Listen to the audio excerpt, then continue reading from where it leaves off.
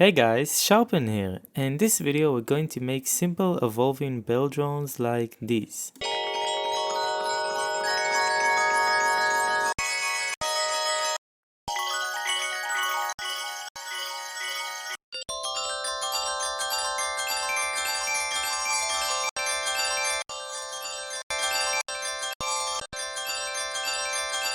So this sound is fairly simple. The first thing you want to do is to pick an instrument. I chose a glockenspiel that I recorded. It sounds like this.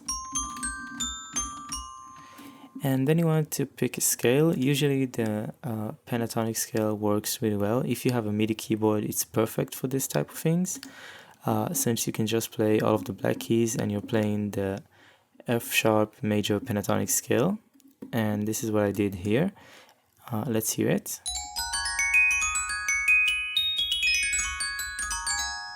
So as you can hear, I'm going up the pentatonic scale and then I'm going back down. And in order to make it a bit more interesting, I'm improvising by going like back down to notes that I've already been to and just like adding some notes that I've already played before to make it sound a bit more interesting and not just straight up going up and down. In case you don't have a MIDI keyboard, don't worry, it's pretty simple to do something similar. Just pick out the notes from the scale. So in this case it would be F sharp, G sharp, A sharp, C sharp and D sharp. Let's cut them and just build your own progression going up. So that's what I'm going to do here.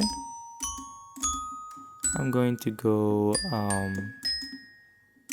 till we get like into this F sharp, and now I'm going to copy and flip it using the function here so I don't have to just do that myself.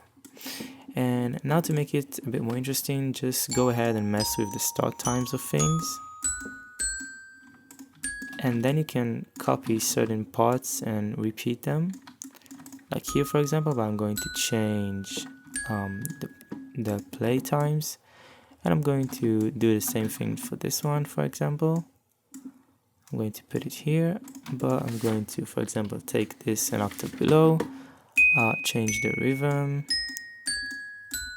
and I'm just going to mess with it so that it sounds a bit more human than just going up and then back down the scale. So let's see what we've got.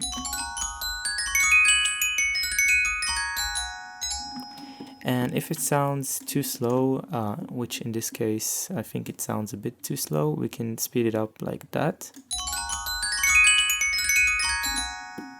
So now we have something that sounds pretty human even without a MIDI keyboard. So now let's get to the main part. In order to make it sound like an infinite drone, we need a delay plugin. So I'm going to be using the Supermassive. And you want to choose a mode. I really like the Great Annihilator and Lyra. And you want to set it to like from 300 milliseconds to around 600, 500, something like that. And what I'm going to do is I'm going to set the feedback to be all the way. And I'm going to remove all of the chorus almost completely. I'm going to leave like 2% to give it some subtle movement that doesn't sound like cheap chorus.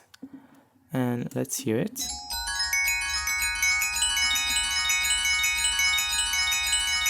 So as you can hear, the delay is repeating what I just played, but it doesn't feel like it's moving anywhere. It just stays in a constant spot once it gets all of the notes done. So it just keeps repeating them over and over and over again without any variation.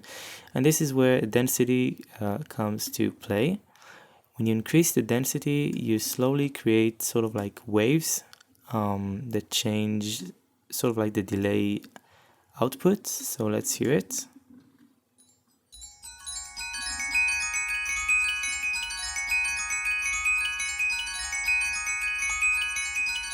So as you can hear, now we have sort of like two different patterns, and if you take down the density to like 20%, it's going to happen in much slower waves. So let's hear that as well.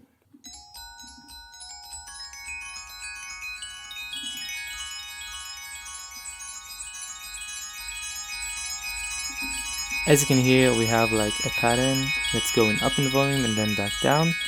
And as the pattern changes, you can also hear different notes being focused.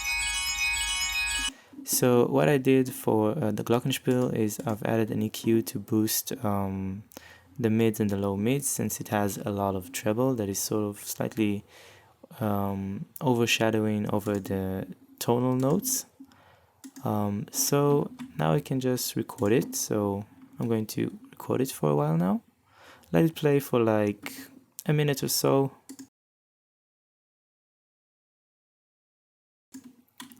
So I finished recording it, and as you can see, we get sort of like waves that keep repeating themselves, and that's thanks to the density. So let's hear random spots from this recording.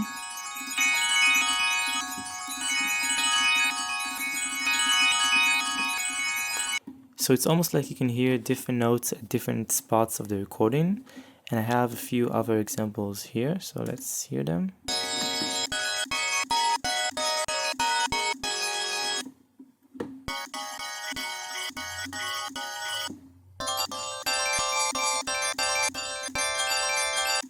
So as you can hear, the density really allows the delay to sort of move in between different notes from the input that you gave it, and that makes it sound a lot more moving and more alive.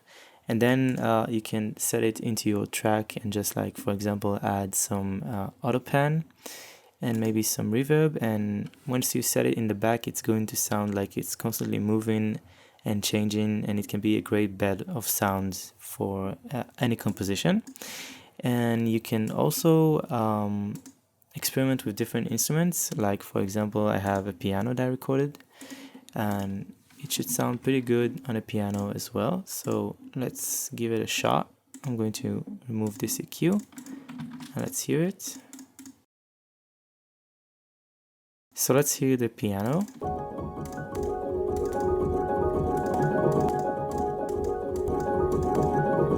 So in the case of the piano, you get a lot more clickiness from the low end and some like felt high end.